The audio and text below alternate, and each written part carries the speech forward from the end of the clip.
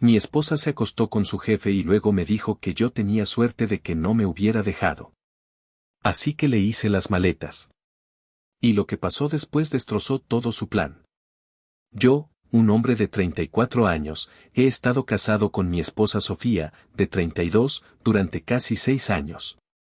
Nos conocimos en la universidad. Yo era el tipo que jugaba fútbol americano, iba al gimnasio 5 días a la semana y estudiaba administración de empresas, mientras ella estudiaba comunicación. No intento sonar presumido ni nada, pero siempre fui el tipo que tenía todo bajo control, ¿saben? Ahora trabajo como jefe de obra en la construcción, gano buen dinero, como 1.800.000 pesos al año, soy dueño de nuestra casa en una buena zona de la Ciudad de México, pagué el enganche yo solo con mis ahorros. Y realmente pensaba que teníamos una buena vida juntos. Siempre he sido el proveedor, la roca, el que arreglaba todo, desde un grifo que goteaba hasta los problemas financieros. Sofía era diferente cuando nos conocimos. Era comprensiva, amable, siempre me decía lo orgullosa que estaba de mí. Pero algo cambió en los últimos 2 años. Sucedió tan gradualmente que apenas lo noté al principio. Como dicen que una rana no saltará del agua si la calientas lentamente. Pequeños comentarios aquí y allá, menos afecto físico, más tiempo en su teléfono, más noches de chicas que se volvían cada vez más frecuentes y largas. Me decía a mí mismo que era solo una fase, o que tal vez estaba estresada por algo. ¿Saben cómo a veces alguien dice algo y simplemente te golpea de una manera diferente? Como si hubieras estado ignorando todas estas pequeñas señales durante meses, tal vez años, y de repente, ¡boom!, una sola frase y todo se vuelve cristalino. Como si alguien acabara de limpiar el vaho de un espejo. Eso es lo que sucedió cuando Sofía dijo, tienes suerte de que no te haya dejado todavía. Así, sin más. De la manera más casual del mundo. Ni siquiera levantó la vista de su teléfono cuando lo dijo. Sin ira, sin emoción, solo constatando un hecho. Como si me estuviera diciendo que necesitábamos leche de la tienda o algo así. Estábamos sentados a la mesa del comedor, la que construí con mis propias manos el verano pasado, y yo solo le había preguntado si quería que planeáramos un fin de semana fuera, solo nosotros dos. Esa fue su respuesta. Tienes suerte de que no te haya dejado todavía. No dije nada de inmediato. ¿Qué podía decir? Me quedé sentado frente a ella, con el tenedor a medio camino de mi boca, observando su rostro, tratando de procesar lo que quería decir. La peor parte no fueron ni siquiera las palabras en sí. Fue como las dijo, con total indiferencia. Como si no le importara en absoluto mi reacción o como esas palabras podrían hacerme sentir, como si estuviera comentando sobre el clima. En ese momento, todo encajó. Todas esas noches pegada a su teléfono.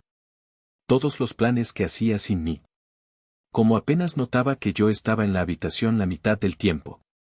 Todas esas noches de chicas que se hacían más frecuentes. La forma en que ponía los ojos en blanco cada vez que yo sugería que hiciéramos algo juntos. Los constantes comentarios sobre cómo los esposos de sus amigas las llevaban de vacaciones caras mientras yo solo trabajaba todo el tiempo. A pesar de que mi trabajo constante pagaba nuestra casa y su coche nuevo. La forma en que suspiraba profundamente si le tocaba el hombro o intentaba abrazarla, todo tenía sentido ahora. Yo ya no era su marido. Solo estaba allí, ocupando espacio en un matrimonio que en su mente ya había terminado. Podría haber discutido con ella, podría haber exigido saber qué quería decir, pero honestamente, ¿cuál era el punto? Ella ya había decidido cómo se sentía. Y la parte que realmente dolió fue cómo asumió que yo simplemente lo aceptaría. Como si fuera a tragarme esas palabras y seguir adelante. Como lo había hecho con todas las otras pequeñas pullas y comentarios a lo largo de los años, como si yo fuera una especie de saco de boxeo emocional que siempre estaría allí sin importar cómo me tratara. Pero no esta vez. Esta vez no. Miré mi plato, la cena que yo había cocinado, por cierto, porque ella no tenía ganas, a pesar de que había estado en casa todo el día mientras yo estuve en una obra durante 10 horas. Sentí que algo cambiaba dentro de mí, como si se accionara un interruptor, o más bien como si se rompiera una presa. Toda la frustración, Todo el dolor, toda la confusión del último año o dos se cristalizaron de repente en una claridad perfecta. Sabía exactamente lo que tenía que hacer. Me levanté de la mesa, empujando mi silla hacia atrás lentamente. Ella ni siquiera se molestó en levantar la vista de lo que fuera que era tan importante en su teléfono. Probablemente sus videos feministas de TikTok que siempre estaba viendo o mensajeando a su amiga Isabel, que se había divorciado 2 veces y odiaba a los hombres con pasión. Isabel siempre estaba susurrándole al oído a Sofía cosas como, amiga, date cuenta y conoce tu valor, reina, mientras convenientemente olvidaba mencionar su propio historial de relaciones fallidas. Caminé hacia nuestra habitación sin decir una palabra. Sin drama, sin portazos, nada de esa porquería. Mi papá siempre me enseñó que los hombres de verdad manejan sus asuntos con dignidad, no con arrebatos emocionales. Así que, simplemente fui al armario, saqué su maleta cara, la que le compré para nuestro aniversario el año pasado, una de 8,000 pesos de esa tienda de equipaje de lujo que le gustaba, y la puse abierta sobre la cama. Luego comencé a empacar sus cosas, una pieza a la vez, con mucho cuidado y de forma metódica. El sonido de los ganchos deslizándose por la barra era extrañamente calmante, casi terapéutico. Me concentré en doblar todo cuidadosamente. Sus jeans de diseñador favoritos que costaban más que mis botas de trabajo, los que compró con mi tarjeta de crédito, esas blusas que siempre usaba para sus reuniones de empoderamiento femenino donde, por lo que podía deducir, principalmente se quejaban de sus maridos. Empaqué suficiente ropa para que no necesitara volver de inmediato. Incluso empaqué esa estúpida camiseta del futuro es femenino que le encantaba usar por la casa, la que se compró después de empezar a seguir ese podcast feminista radical.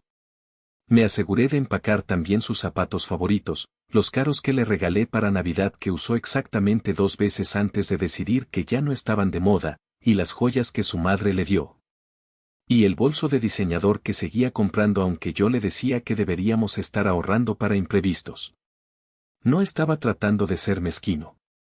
Solo estaba siendo minucioso. En cierto modo, pensé que vendría a ver qué estaba haciendo después de un rato. Quizás se reiría como si fuera una especie de broma. ¿Qué haces, Marcos? Deja de ser tan dramático. Algo así. Pero no lo hizo. Pasaron los minutos, como unos buenos 20 minutos, y no se movió del sofá. No estaba preocupada. No creía que yo realmente fuera a hacer algo sobre su pequeño comentario, y eso me dijo todo lo que necesitaba saber sobre dónde nos encontrábamos. En su mente, yo era un pelele que nunca se defendería. Así que seguí empacando. Fui al baño y tomé sus caros productos para el cuidado de la piel del gabinete, los que yo pagaba, como esa crema facial que costaba 2,000 pesos por un frasco diminuto, y los puse en una bolsa aparte. No intentaba ser mezquino ni hacer un desastre con sus cosas. Esto no era una escena dramática de película donde arrojo su ropa al césped o la corto con tijeras. Esto era diferente. Este era yo, un hombre de 1,88 metros y 100 kilos de puro músculo por años de trabajo en la construcción y tiempo en el gimnasio, finalmente defendiéndome de la manera más controlada posible. Nunca he sido el tipo de persona que pierde los estribos. Incluso cuando otros tipos en la obra se meten en discusiones acaloradas, yo suelo ser el que mantiene la calma y los separa. Mi jefe siempre dice que debería haber sido mediador o algo así. Pero ser tranquilo no significa ser débil. Y eso es lo que Sofía nunca entendió. Confundió mi paciencia y autocontrol con debilidad. Mi deseo de hacer las paces con desesperación. Pensó que podía presionarme tanto como quisiera, y que yo nunca respondería. Mientras empacaba sus cosas, pensé en todas las veces que había cedido. Todas las veces que me había disculpado por cosas que ni siquiera eran mi culpa, solo para mantener la paz. Las vacaciones que no pude tomar porque estaba trabajando horas extras para pagar el estilo de vida que ella quería. Los amigos con los que había perdido el contacto porque ella siempre tenía alguna razón por la que no podíamos salir con ellos. Los pasatiempos que había abandonado porque me hacía sentir culpable por pasar tiempo en cualquier cosa que no la involucrara a ella. La forma en que ponía los ojos en blanco cuando hablaba de mi trabajo o mis intereses, como si lo que a mí me importaba no tuviera importancia. Esto era yo mostrándole que ya no tenía miedo de que se fuera, que no iba a rogarle que se quedara, que tal vez, solo tal vez, ella era la afortunada en esta relación, no yo. Cuando terminé de empacar, cerré la cremallera de la maleta y la llevé al salón con una mano, sin siquiera esforzarme con el peso. Solía competir en torneos de fuerza en la universidad, todavía tengo el récord de la caminata del granjero en mi campus, así que su maleta no pesaba nada. Las ruedas hacían un suave chasquido contra el suelo de madera que instalé yo mismo la primavera pasada mientras la rodaba hacia la puerta principal. Fue entonces cuando finalmente levantó la vista, con el teléfono todavía en la mano, pero ahora sí estaba prestando atención. Sus ojos fueron de la maleta a mí y pude ver la confusión en su rostro. Parpadeó un par de veces como si no pudiera procesar lo que estaba viendo. Como si su cerebro no pudiera computar que yo realmente estaba haciendo algo en lugar de simplemente aguantar sus tonterías como de costumbre. ¿Qué estás haciendo?, preguntó, con ese tono de suficiencia en su voz que había llegado a conocer tan bien. El mismo tono que usaba cuando preguntaba por qué la cena no estaba lista todavía o por qué no había arreglado algo en la casa inmediatamente después de trabajar un día de 12 horas. Tomé una respiración profunda y la miré directamente a los ojos. No levanté la voz. No me puse emocional, solo expuse los hechos. Dijiste que tenía suerte de que no te hubieras ido todavía, le dije, manteniendo mi voz firme y profunda. Así que te lo estoy poniendo más fácil. Dejé la maleta junto a la puerta con un golpe sordo, luego me hice a un lado y esperé, cruzando los brazos sobre mi pecho. Al principio no se movió. Simplemente se quedó sentada allí, pareciendo insegura por primera vez en mucho tiempo. No enojada, no despectiva, solo sorprendida, como si me estuviera viendo de manera diferente de repente.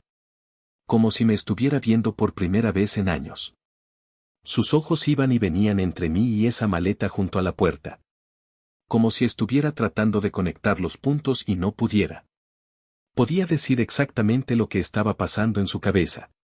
Estaba esperando que yo me rompiera primero, que dijera algo que le diera la ventaja, que convirtiera esto en otra discusión en la que ella pudiera poner los ojos en blanco e irse sabiendo que yo seguiría allí cuando volviera. Probablemente con flores y una disculpa por algo que ni siquiera hice. Ese era nuestro patrón habitual. Ella me presionaba. Yo finalmente explotaba y decía algo por frustración. Luego ella se hacía la ofendida, y yo pasaba la siguiente semana tratando de compensarla. Lavar, enjuagar, repetir. Pero esta vez no le di esa satisfacción. Simplemente me quedé allí, con los brazos cruzados sobre el pecho, el rostro inexpresivo. Si esperaba que me arrodillara y le rogara que se quedara, se iba a llevar una gran decepción. Ya no soy ese hombre.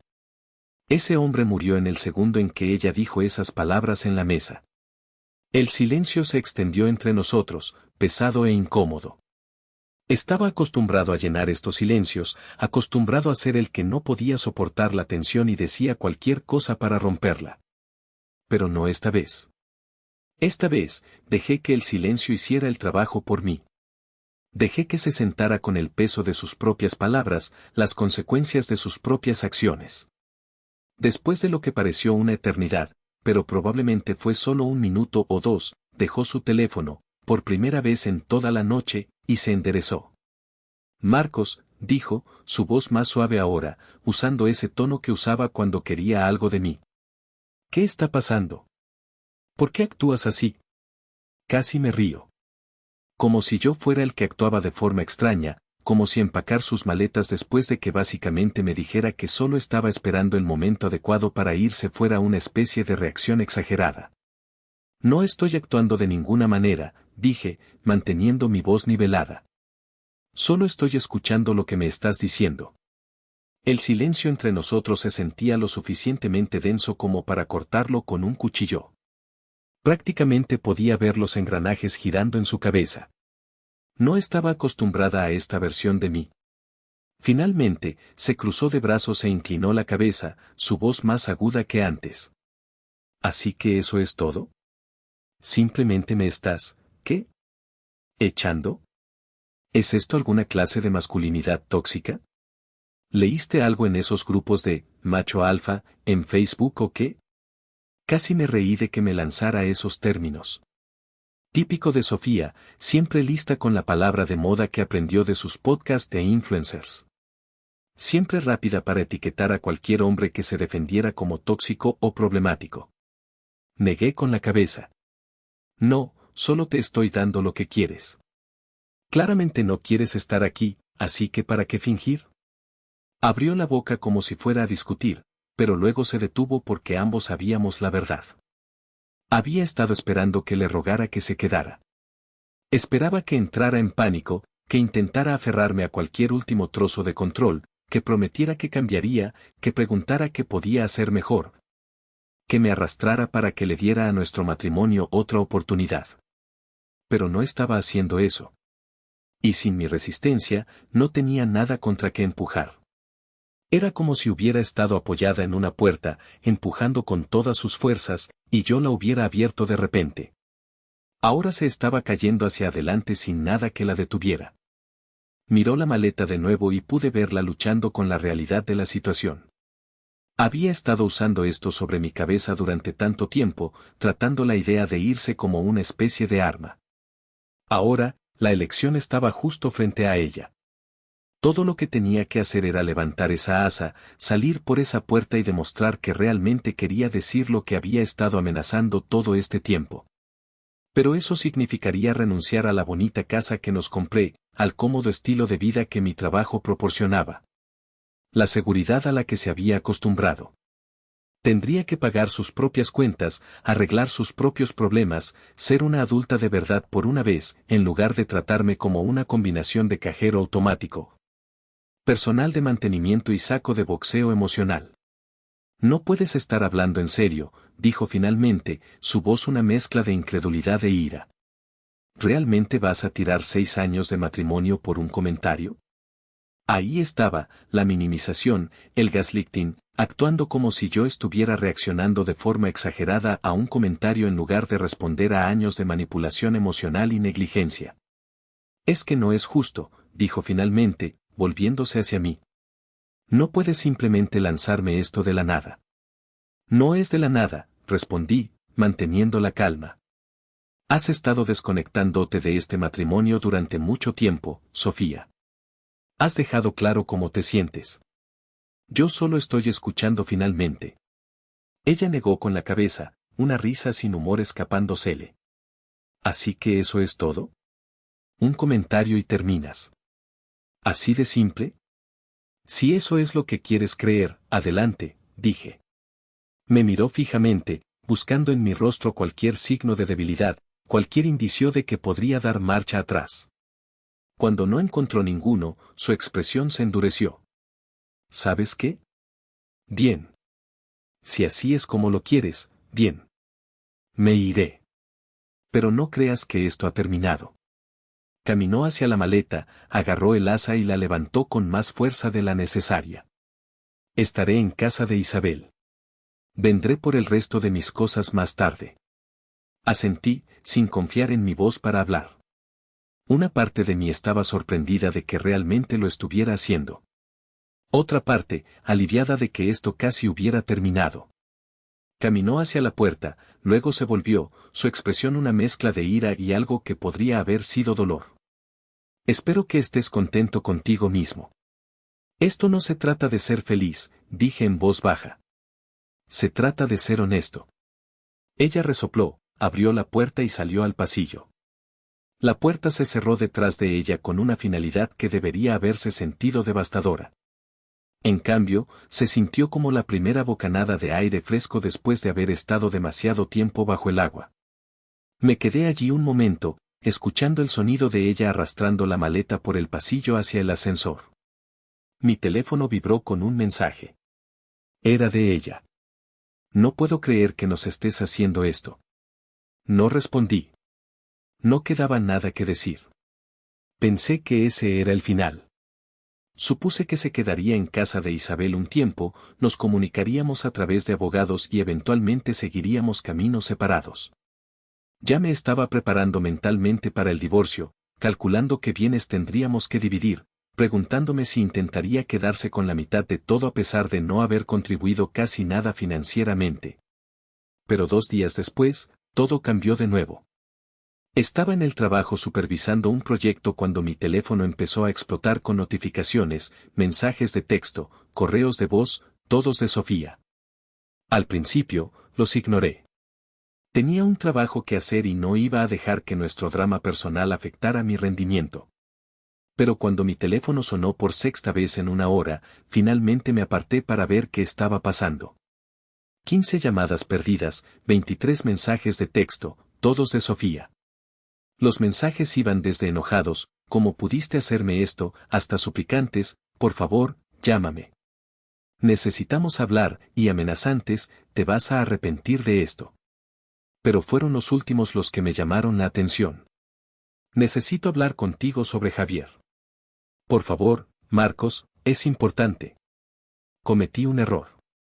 Javier era su jefe en la boutique donde trabajaba, un tipo casado de unos 40 y tantos que conducía un BMW y siempre tenía un bronceado fresco, incluso en pleno invierno. Lo había conocido un par de veces en eventos de la tienda, nunca me cayó bien. Tenía una forma de mirar a Sofía que me incomodaba, pero cada vez que lo mencionaba, ella me acusaba de ser celoso e inseguro. La llamé durante mi hora de comida. Respondió al primer timbrazo. Marcos, dijo, con voz temblorosa. Gracias a Dios. Necesitamos hablar. Te escucho, dije, manteniendo mi voz neutral. No por teléfono. ¿Puedes venir a casa de Isabel después del trabajo? Por favor. Es importante. Cada instinto me decía que dijera que no, que mantuviera mi distancia, que me protegiera de cualquier nueva manipulación que estuviera planeando, pero la curiosidad pudo más. Estaré allí a las 6, dije, y colgué antes de que pudiera decir nada más. El resto del día se hizo eterno. Mi mente no dejaba de pensar en ese nombre, Javier. Había sospechado que algo andaba mal durante meses, pero siempre había apartado esos pensamientos. Confiaba en ella, incluso cuando mi instinto me decía que no lo hiciera. Ahora, me preguntaba si mis peores temores estaban a punto de confirmarse. A las 6 en punto, toqué el timbre del apartamento de Isabel. Sofía abrió, con un aspecto terrible. Tenía los ojos rojos e hinchados, el pelo sin lavar, la ropa arrugada como si hubiera dormido con ella.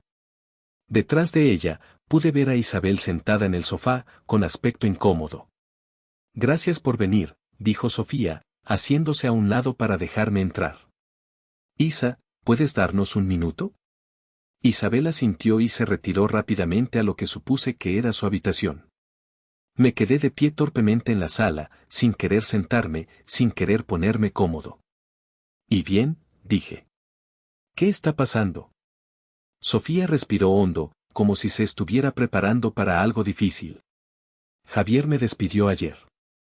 Levanté una ceja, pero no dije nada. Dijo que estaba creando un ambiente de trabajo hostil, que era inestable. Su voz se quebró en la última palabra. Me dio mi último cheque y me dijo que no volviera. Seguí sin hablar. Estaba esperando el resto. La parte que explicaba la urgencia, las múltiples llamadas y mensajes. Debió darse cuenta de que no se lo iba a poner fácil, porque continuó, sus palabras saliendo más rápido ahora. La cosa es que, Javier y yo, tuvimos algo. No como un romance completo ni nada, añadió rápidamente, al ver que mi expresión se endurecía, solo algo de coqueteo, algunos mensajes, tal vez un poco más. Define, un poco más, dije, con voz fría. Ella bajó la mirada a sus manos. Nos besamos un par de veces después del trabajo, y hubo una vez, en una conferencia en Cancún. Compartimos habitación. Ahí estaba, la confirmación de lo que había sospechado pero no había querido creer. Debería haberme sentido enojado, herido, traicionado. En cambio, solo me sentí cansado. Tan cansado. ¿Por qué me dices esto ahora?, pregunté. Porque cometí un error, dijo, mirándome, con lágrimas en los ojos. Porque ahora me doy cuenta de lo que tiré a la basura. Hizo una pausa. Y porque su esposa se enteró y amenazó con contártelo si yo no lo hacía. Y quería que lo escucharas de mí primero. Por supuesto. No estaba confesando por culpa o por un deseo de ser sincera. Estaba cubriéndose las espaldas, tratando de controlar la narrativa antes de que alguien más pudiera.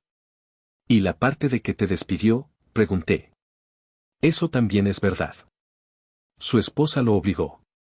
Ella trabaja en recursos humanos para la empresa dueña de la boutique. Podría haber hecho que lo despidieran a él, pero en su lugar, hizo que me despidiera a mí. Asentí lentamente, procesando esta información. Así que ahora has perdido tu trabajo, tu amante y tu matrimonio, todo en una semana. Ella se estremeció ante mi franqueza, pero no lo negó. Marcos, sé que la regué. Sé que te lastimé, pero quiero arreglar esto. Quiero volver a casa. Casi me río. ¿Quieres volver a casa? ¿Después de engañarme? Después de tratarme como basura durante años, después de decirme que tenía suerte de que no te hubieras ido. No quise decir eso, dijo rápidamente. Solo estaba, no sé, tratando de lastimarte, supongo. Estaba confundida e infeliz, pero no se trataba de ti. Se trataba de mí. Al menos en esa parte estamos de acuerdo, dije. Se trataba de ti. Siempre se ha tratado de ti. Dio un paso hacia mí, su mano extendiéndose. Di un paso atrás, manteniendo la distancia entre nosotros. Marcos, por favor. Te amo. Cometí un terrible error, varios errores, pero nunca dejé de amarte. La miré, realmente la miré, y traté de recordar a la mujer de la que me enamoré en la universidad. La mujer que solía mirarme como si yo hubiera colgado la luna. La mujer que solía acurrucarse contra mí por la noche como si yo fuera su santuario. Esa mujer se había ido, si es que alguna vez existió. No te creo, dije simplemente. E incluso si lo hiciera, no importaría. No tratas a las personas que amas de la manera en que tú me has tratado. Puedo cambiar, suplicó. Puedo ser mejor. Solo dame otra oportunidad. Negué con la cabeza. No. La palabra quedó suspendida entre nosotros. Pequeña pero definitiva. Una palabra que rara vez había usado con ella. Siempre había sido sí. Sí a lo que ella quería. Sí a sus demandas. Sí a sus críticas. Sí a hacerme más pequeño para que ella estuviera cómoda. Ya no más. Entonces saqué mi teléfono y le mostré las capturas de pantalla. Una pieza de evidencia. Los estados de cuenta bancarios que mostraban que había estado transfiriendo pequeñas cantidades, unos miles de pesos aquí, otros miles allá, de nuestra cuenta conjunta a su cuenta personal. Construyendo una red de seguridad para ella misma, planeando su estrategia de salida mientras gastaba mi dinero. Lo sé desde hace meses, le dije. Solo quería ver hasta dónde llegarías. Resulta que bastante lejos. Su rostro se puso pálido. Marcos, ¿puedo explicarlo? La interrumpí. Esto es lo que va a pasar. Vas a firmar los papeles del divorcio que ya tengo redactados. Los saqué del bolsillo de mi chaqueta. Los había recogido de mi abogado esa mañana, esperando a medias que pudiera necesitarlos hoy. Son muy generosos, considerando las circunstancias. No obtienes nada excepto tus pertenencias personales. Ni pensión, ni la casa, ni los coches, nada por lo que trabajé mientras tú estabas ocupada traicionándome. No puedes hacer eso, gritó, encontrando de repente su voz de nuevo. Tengo derecho a la mitad de todo. Así funciona el divorcio. No cuando hay infidelidad documentada y fraude financiero, dije, tocando mi teléfono. Mi abogado tiene todo, y la esposa de Javier también. De hecho, me reuní con ella para tomar un café la semana pasada. Una dama muy agradable. Agradeció mucho las pruebas. Fue entonces cuando la golpeó, la realidad de su situación. Su jefe la había despedido para salvar su propio matrimonio. No tendría trabajo, ni casa, ni dinero. Había estado planeando dejarme, pero en sus términos, cuando tuviera todo alineado. Ahora no tenía nada. Marcos, por favor, su voz se rompió en un sollozo, pero yo ya no sentía nada. El hombre que la amaba había muerto en aquella mesa del comedor. Ahora solo quedaba un hombre que finalmente se había elegido a sí mismo.